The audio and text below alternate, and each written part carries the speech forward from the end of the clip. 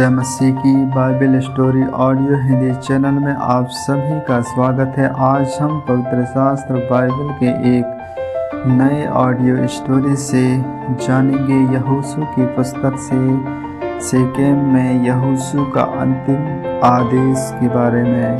Hallelujah.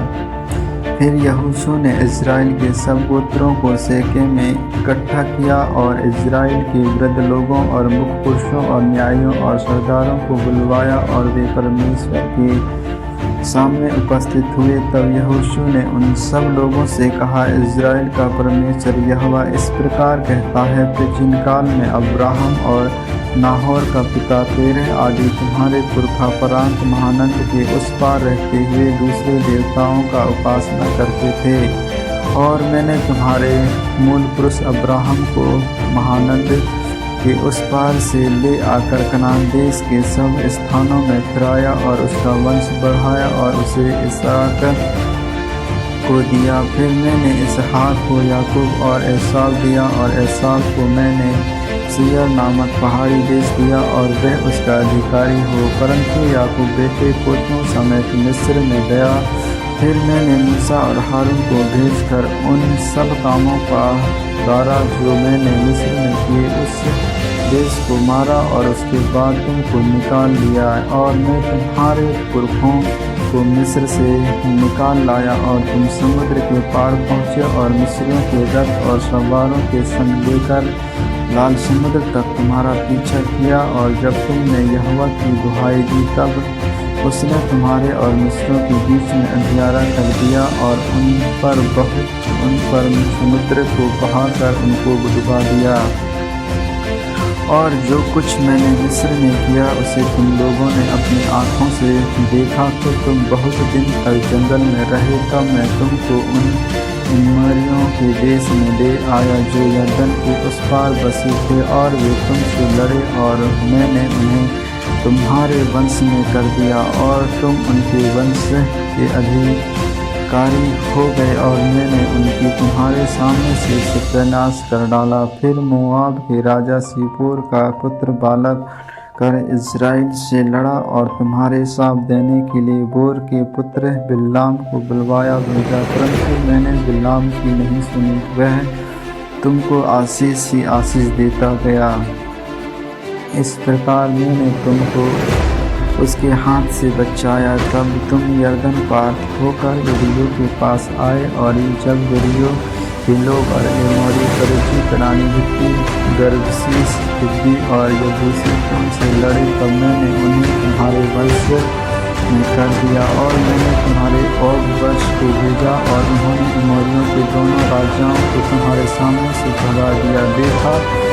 देखो यह तुम्हारी तलवार या धनुष का काम नहीं हुआ। फिर मैंने तुम्हारे ऐसा देश दिया जिसमें तुमने परिश्रम ना किया था और ऐसे नगर दिए हैं जिन्हें तुमने ना बसाया था और तुम उनमें से बसे हो और जिन रात और बेटों के बगीचों के फल तुम खाते हो उन्हें तुमने नहीं लगाया था। इसलिए अब यहोवा का भय मानकर उसकी सेवा कराई और सच्चाई से करो और जिन देवताओं की सेवा तुम्हारे पुरखा महानद के उस पार और मिस्र से करते थे उन्हें दूर करके यहोवा की सेवा करो। और यदि यहोवा की सेवा करना तुम्हारी बुरी लगे तो आज चुन लो कि तुम किसकी सेवा करोगे, चाहे उन देवताओं की जिनकी सेवा तुम्हारे पुरखा महानद उस पार करते थे और चाहे एमोरियों के देवताओं की सेवा करो जिनके देश में तुम रहते हो। परंतु मैंने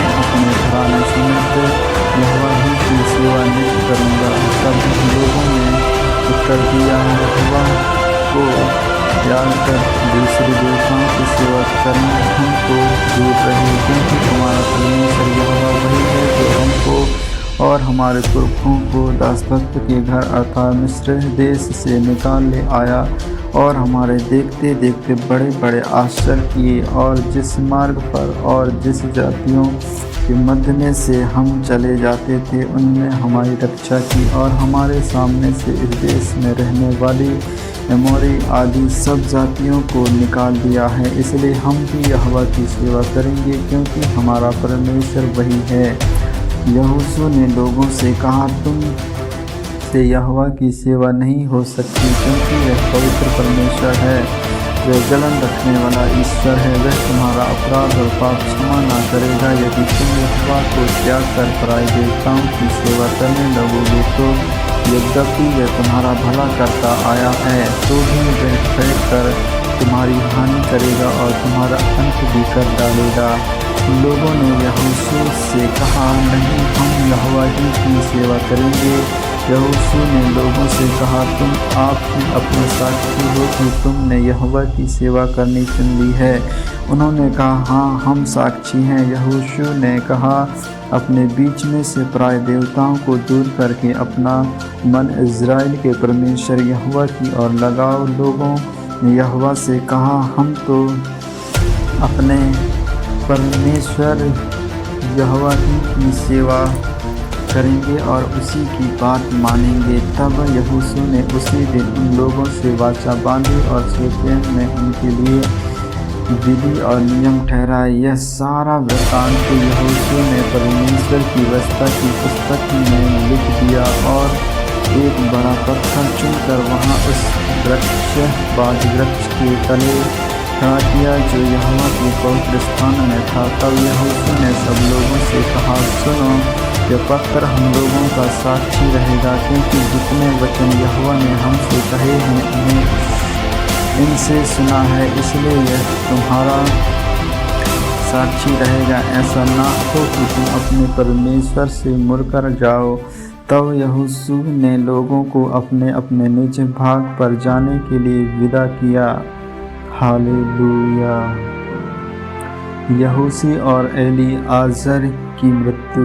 इन बातों के बाद यहोवा का दास नून का पुत्र यहोशू 110 वर्ष का होकर मर गया और उसको तिम्नह-तेसेराह में, जो एप्रैम के पहाड़ी देश में गस नामक पहाड़ के उत्तर में है, उसी के भाग में मिट्टी दी गई।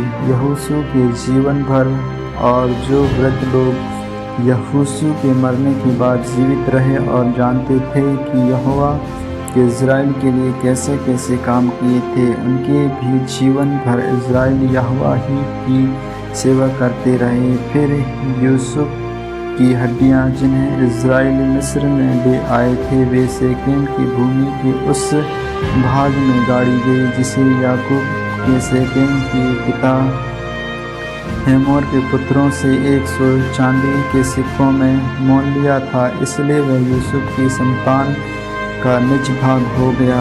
हारून का पुत्र एलीआजर भी मर गया और उसको एप्रैम के पहाड़ी देश में उस पहाड़ी पर मिट्टी दी गई, जो उसके पुत्र पिनहास के नाम पर गिबत पिनहास कहलाती है, और उसको दे दी गई थी। आमीन, आमीन।